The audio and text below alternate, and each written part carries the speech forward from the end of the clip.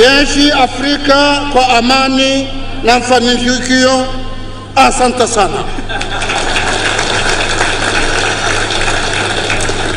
Tumpigie makofi tena Mheshimiwa Rais wa Komoro jameni. Thank you very much, Mr. President, for honoring us with your presence and the statement you have made on behalf of our Africa Union and the great people of Komoro. Watu wa Embu, wacha nichukue nafasi hii kwanza kabisa kuwashukuru watu wa Embu.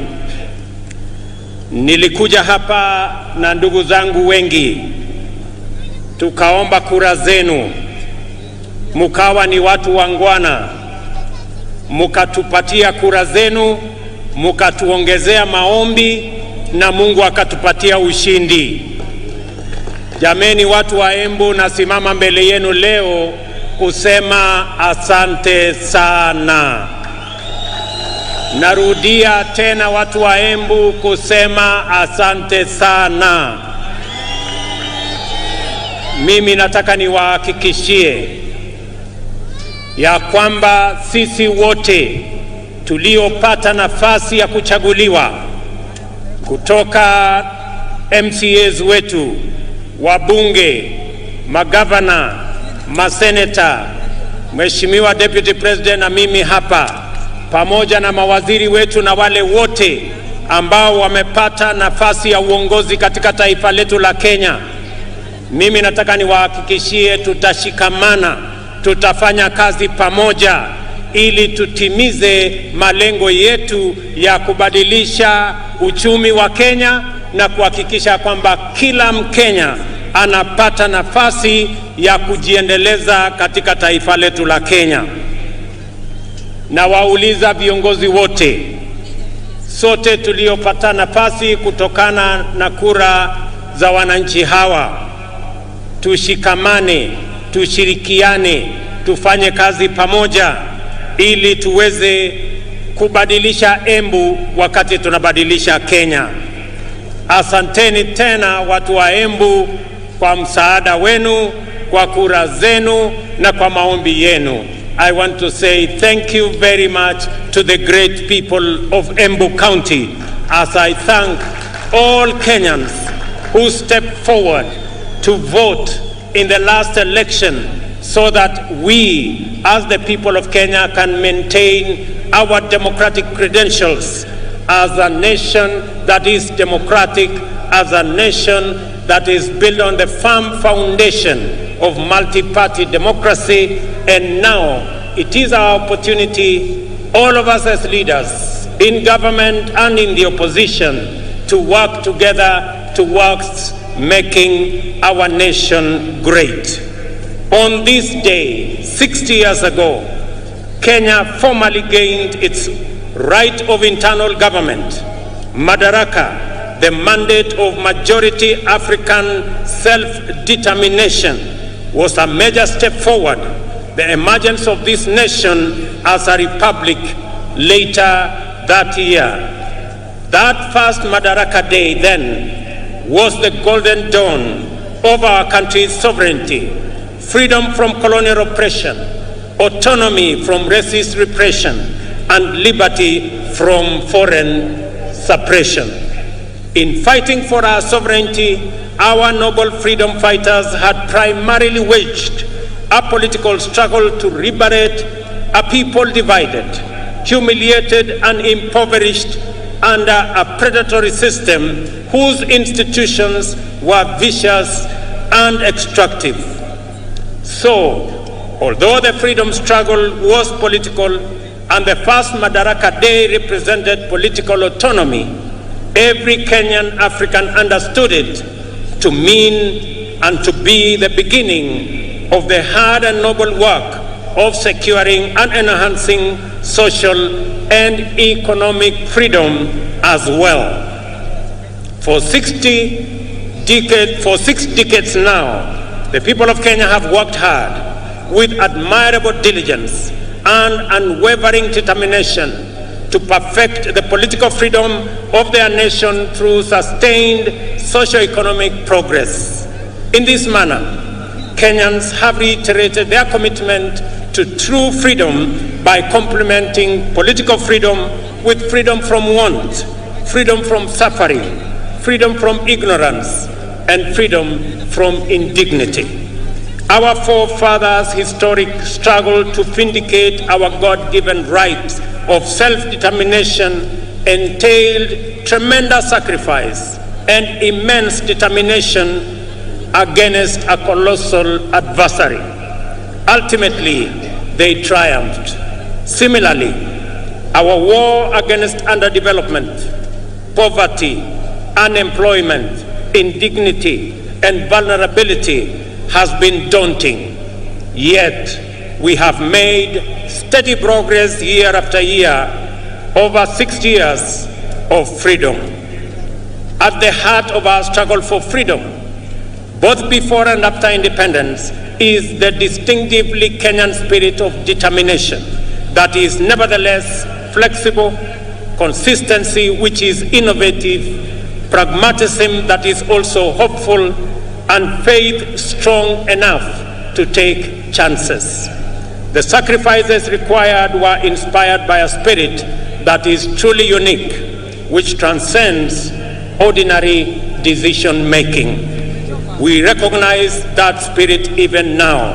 It lives in the heart of every Kenyan who wakes up early to give their best, try their luck, knock on doors, and chase their dreams.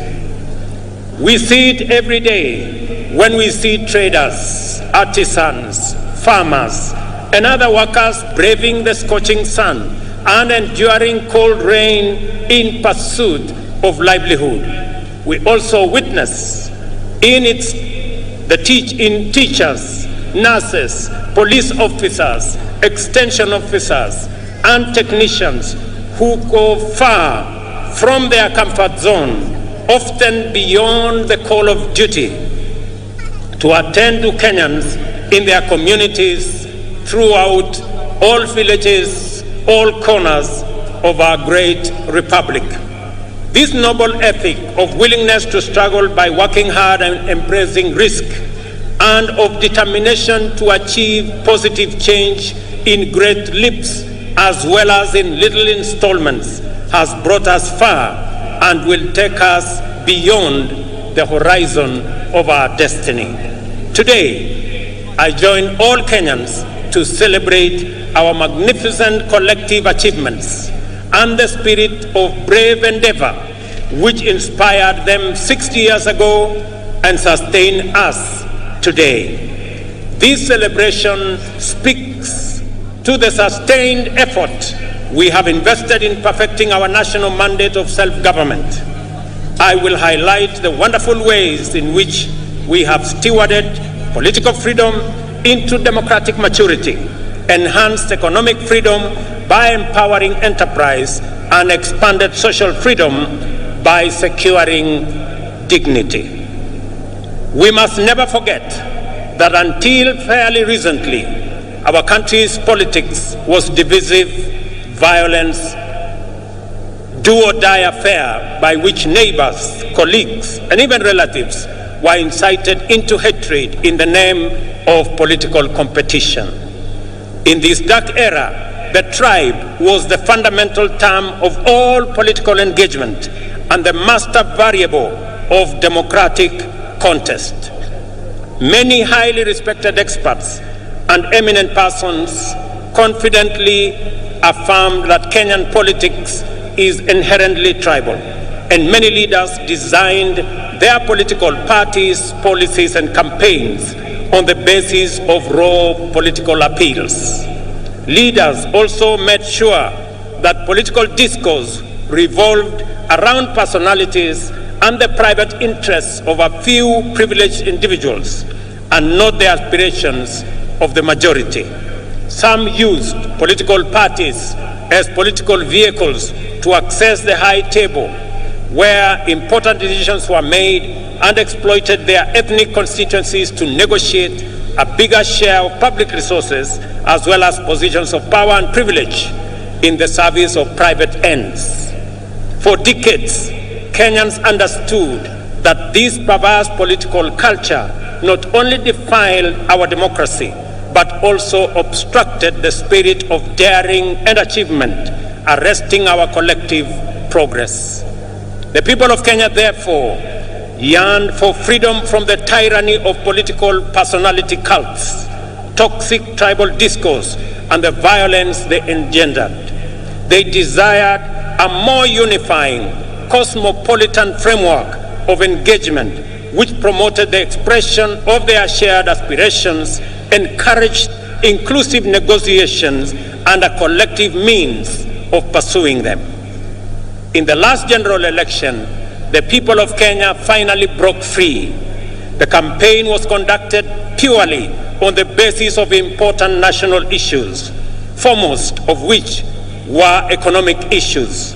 Not only did Kenyans reject the old divisive politics of tribe and tribal chiefs, but they also demanded and interrogated well-considered party manifestos with detailed plans for economic transformation. As a result, although the election was closely contested, it was the most peaceful in the multi-party era in Kenya. And I want to congratulate all Kenyans for being participants in this great feat. Our public discourse and political discussion and the agenda of social debate has changed for good. Substantive policy issues continue to define the national conversation well beyond the election. At the moment, there is a robust debate on the finance bill taking place everywhere in this country, in churches, social places, formal and informal workplaces, all media platforms, and busy markets, as well as in urban and rural gatherings. We are truly a trailblazing nation. Many countries struggle in vain to generate a national debate on public financing, taxation, or other policy issues. In Kenya, we have easily sustained intense discourse on the finance bill and the affordable housing policy for weeks now. The debate has remained issue-oriented, and there is no hint of divisive ethnic rhetoric at all. The cost of living is keeping all leaders, including myself, awake, and this is precisely as it should be. Superficially, the intense national debate on housing is not about whether it is a tax or a contribution. The attention sharply focused on the housing contributions is an implicit expression of ownership. People desire better information and stronger assurance regarding the custody, security, investment, and return on their money. That is phenomenal. People are interested. How will their money be? Will it be safe? Will it be stolen? How is it going to benefit them? And how are they going to get a fair return for their contribution? I want to assure the people of Kenya that those questions will be answered. More encouragingly, the discourse on public finances and housing fund has opened our eyes to our emergence as a stakeholder republic. Kenyans today, more than ever, are fully involved citizens in shaping public policies and making institutions accountable in the manner in which they run national affairs. This is the vision of Madaraka expressed in the first article of our Constitution. All sovereign power belongs to the people of Kenya. We have crossed a fundamental decision, a decisive threshold in the history of our political freedom and democratic maturity. Today, Kenyans of this generation honor patriots who went before us in this celebration of a noble and historic achievement. Kenya also set a new high in election management by deploying a secure, freely accessible public portal which accurately and faithfully relayed vote tallies in the last election, enabling Kenyans and indeed anyone else to compare and verify tallies and ascertain results. This enabled the IEBC to credibly declare and certify the winners of elections and to establish before court, in response to petition by the certified candidates, that the elections met the constitutional threshold as simple, accurate, verifiable, secure, accountable, and transparent. In fact, the openness and credibility of the 2022 election are affirmed by the fewer petitions filed, 124 petitions compared to 303 petitions in 2017. The economy was the most important issue on which the last election was canvassed. The people of Kenya, in their multitudes, made their voices heard, their ideas clear, and their desires known. From Busia to Banisa, Lokichogio to Lamu, Magadi to Moyale, Mandera to Migori, and everywhere in between, the people said they wanted to transform our economic system, democratize opportunity, enhance inclusion, and reduce exploitation.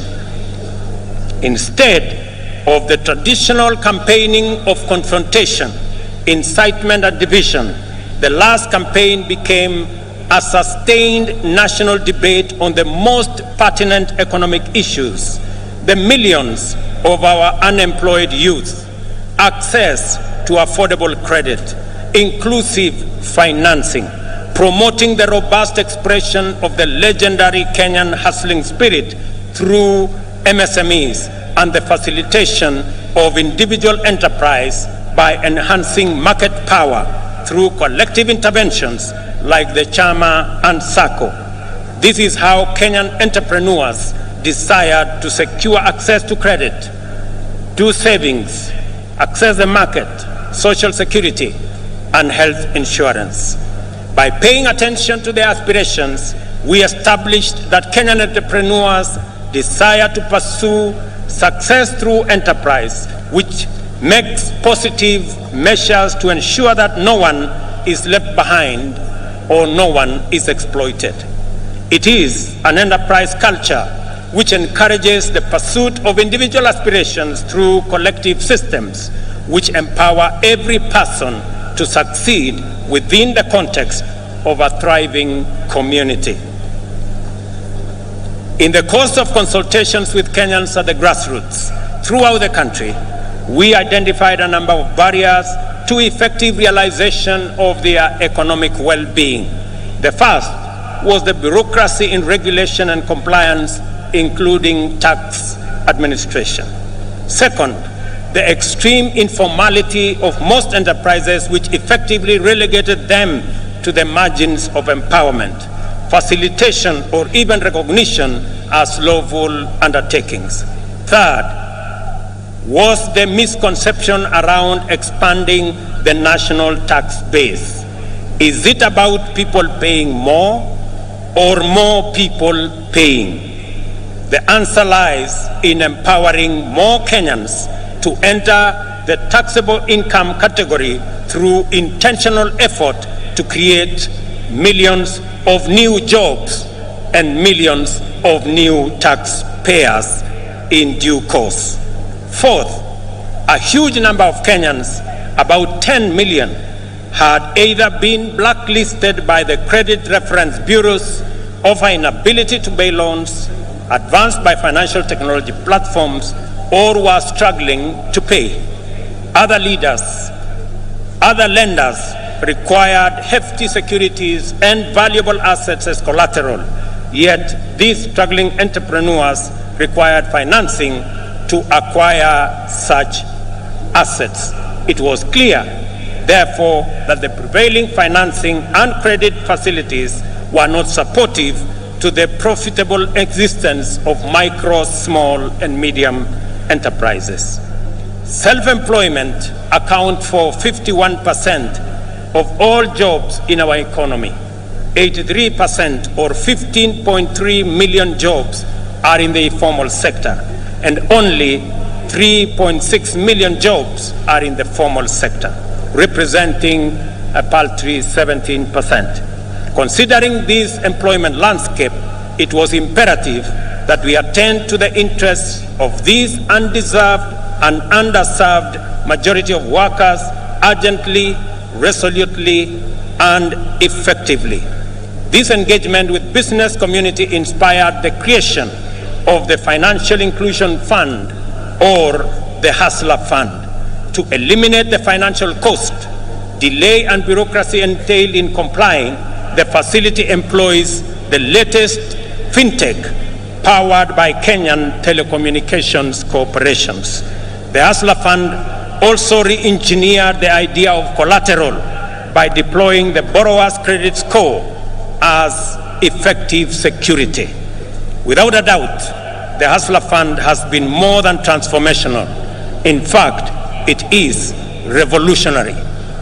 On its way to becoming effectively the biggest financial institution by the number of borrowers and active loans, the Hustler Fund also turned around the country's fintech, transforming it from a predatory ecosystem to a more responsive one.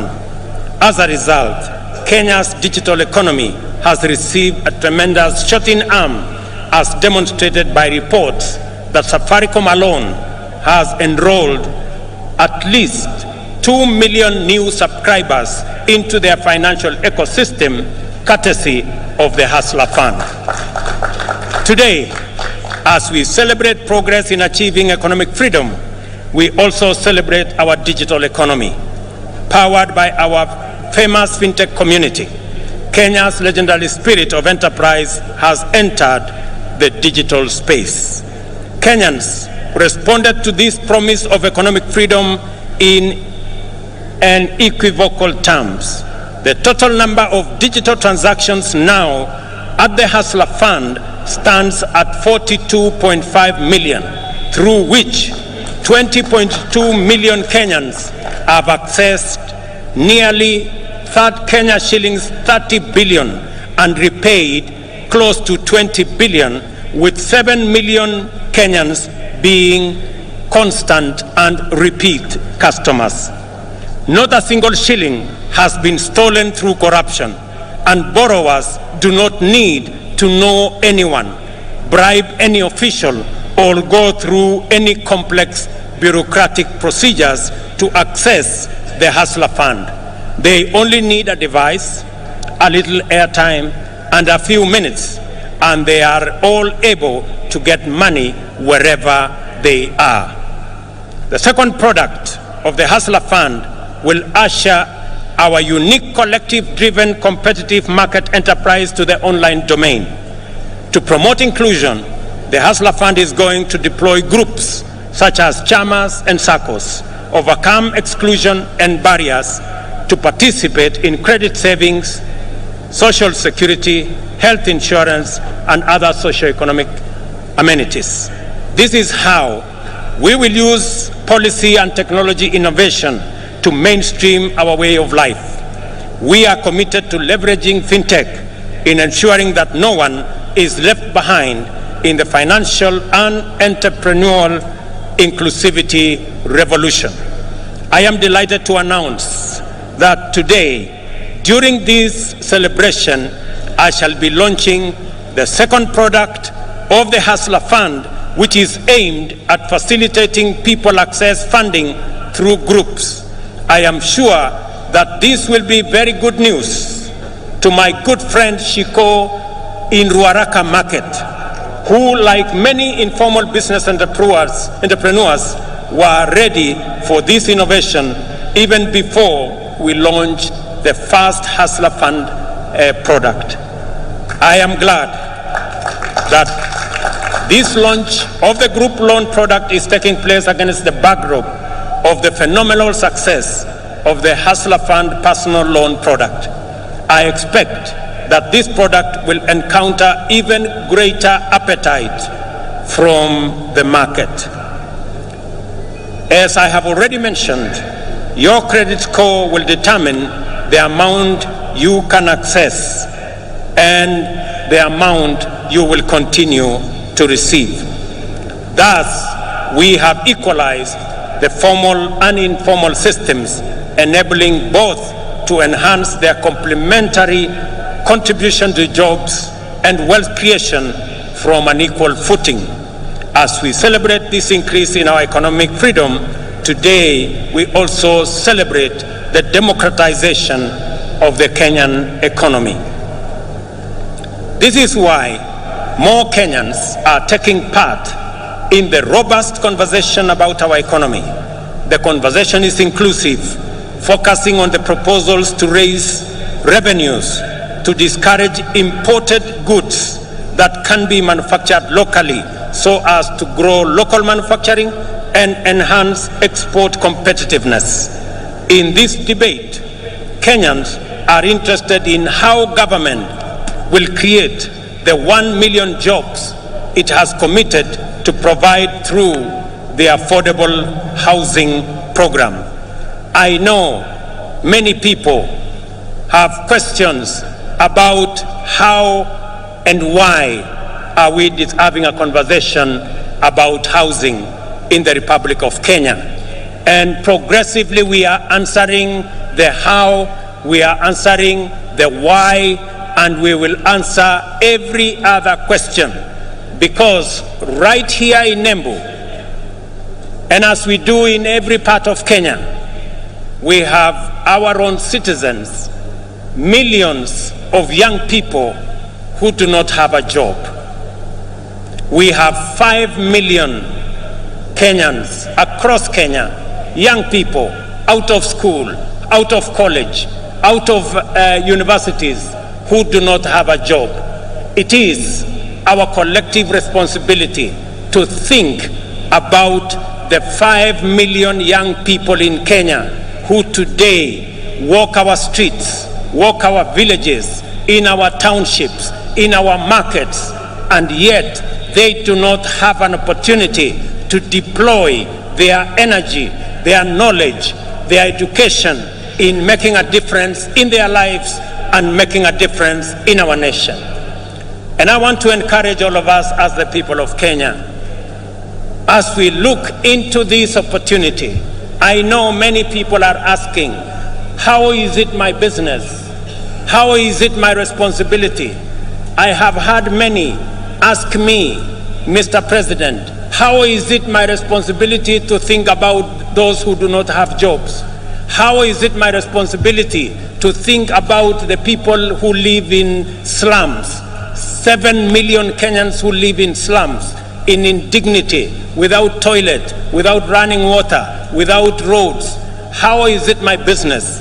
Let me ask the people of Kenya, if our freedom fighters, the people who made the ultimate sacrifice and lost their lives in liberating our nation, if they had asked the question that how is it their business, today we would continue to have been slaves of our masters if they asked themselves that question.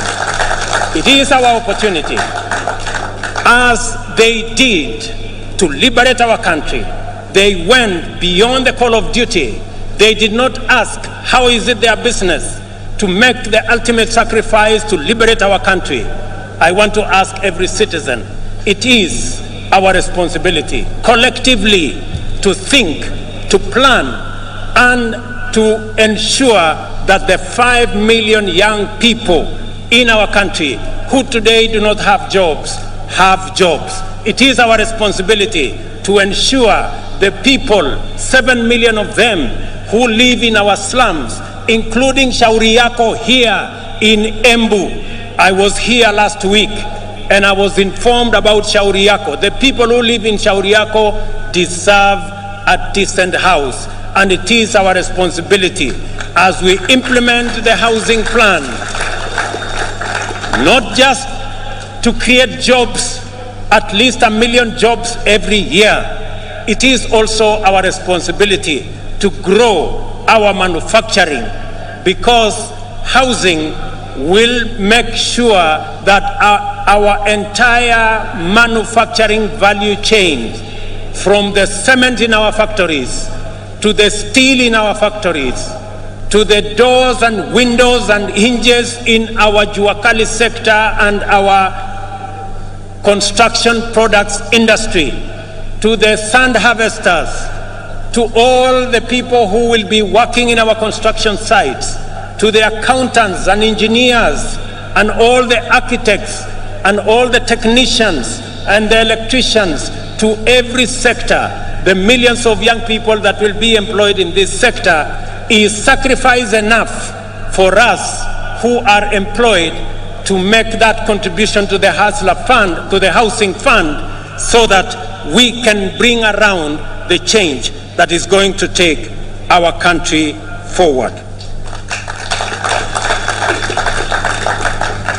Our vision for affordable housing program is premised, firstly, on the objective of creating 1 million direct and indirect employment opportunities throughout every value chain in the housing development ecosystem. A single housing unit is capable of employing 3 to 5 workers directly and an additional 8 workers indirectly in the manufacturing of construction products, in transport, in logistics, and in all other sectors that contribute to the housing and construction industry. Secondly, the objective of affordable housing is to increase the number of homeowners and to transition more Kenyans from rent paying in informal settlements, in slums, and we have 1,411 slums in Kenya. We should transition those people, my countrymen and women, into homeowners. They should live in dignity like the rest of us, because we owe them a duty of citizenship and a duty of comradeship as we live in one country. I want to ask every parent, I want to ask every Kenyan that rather than ask, how is it your business? We must know that it is our business, because the 5 million young people are our children. They are our citizens. They pay taxes. And when we transition them into jobs, we are building a bigger pool of taxpayers. The conversation we have today in Kenya is different. I did promise the country 3 years ago that we are going to change the conversation. That the conversation is not going to be anymore about leaders. It is going to be about citizens. It is going to be about those who do not have jobs. It is going to be about our manufacturing. It is going to be about the millions who live in informal settlements. It is going to be about the people. I told the country that we are going to change the conversation. It is not going to be about changing the constitution and creating positions for leaders. It is going to be about changing the economy and creating opportunities for millions of young people, including the many who are today in our streets and villages, the millions of young people who are looking up to us to provide them with opportunities to work. It's going to be about the ordinary people who work in the manufacturing sector, the people who also wants to contribute, to be taxpayers, but because they have no jobs, they cannot pay tax. I promise the country that it is not going to be about sharing power. It is going to be not about sharing power by the elite and by leaders. It is going to be about empowerment of every citizen, empowering our farmers to produce more so that we can get ourselves into food security, empowering our young people with jobs so that they too can contribute meaningfully to our economy and meaningfully to our taxpayers. It calls for us the empowerment of every citizen and every business person so that we can contribute to the economy of our country. I want to promise you, ladies and gentlemen, that that effort is on course, and together we are going to move in that direction. To enhance our national productivity, we are prioritizing the consolidation, processing, and value addition of our agricultural products.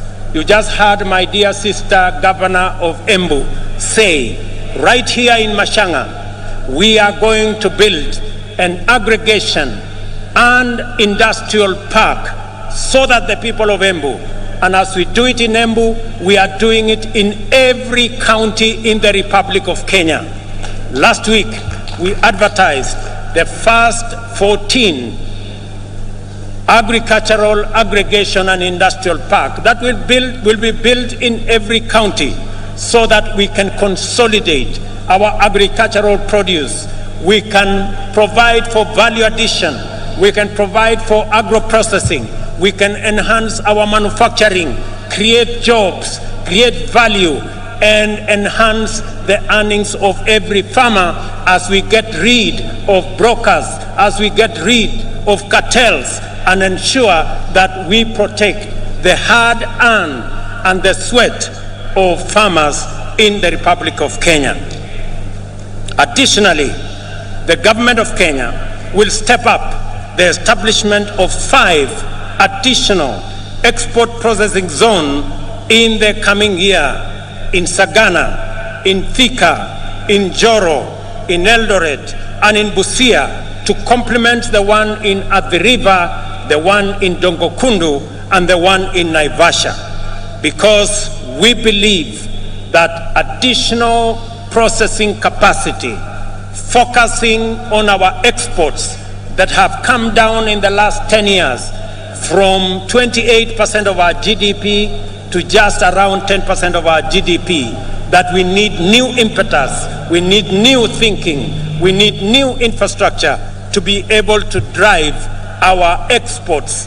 And that is why we are expanding our processing capacity in our export processing zones, in our special economic zones, and at the same time, we remain firmly committed to the Continental Free Trade Area and the effective implementation of the Africa Continental Free Trade Area. Just this week, we concluded a working retreat for trade ministers of the Continental Free Trade Area with the private sector. I am glad to welcome to this gathering the delegation that has been holding Africa private sector discussions in Nairobi, led by my brother, the President of Comoros, His Excellency Azali Assoumani, and one of the most foremost champions of the Africa Continental Free Trade Area. It is also gratifying to note that the champion, the former president of Niger, is right in our midst. It's also gratifying to note that 11 trade ministers are here today from different countries in our continent. I wish to recognize the following delegations led by the ACFTA Secretariat. Delegation from Comoro, are they here? Wasimame? The delegation from Comoro, thank you very much. The delegation from Niger, thank you very much. Delegation from Central Africa Republic, the delegation from Chad, thank you very much, they are there. The delegation from Namibia, the delegation from Djibouti, the delegation from Côte d'Ivoire, the delegation from Nigeria, the delegation from Botswana, the delegation from Ghana, and the delegation from Burkina Faso. A significant portion of household budgets, as we all know, goes to food, a major component of the cost of living. Understandably, there has been animated engagement on this subject after a prolonged drought which pushed the entire Horn of Africa region to the brink of famine. Widespread shortages of staple foods have driven food prices beyond the ability of many households to afford them. Enhancing food production is an intervention with multiple fundamental implications. It promotes access to affordable and adequate food and nutrition for the majority. It also increases food supply, lowers prices, and thus reduces the cost of living. Moreover, subsidizing food production increases jobs and productivity in the country's biggest employer, the agricultural sector. In keeping with our commitment in this critical sector, we have registered 5 million farmers nationwide. These farmers immediately became eligible to receive subsidized fertilizer, and those who stepped forward received their full fertilizer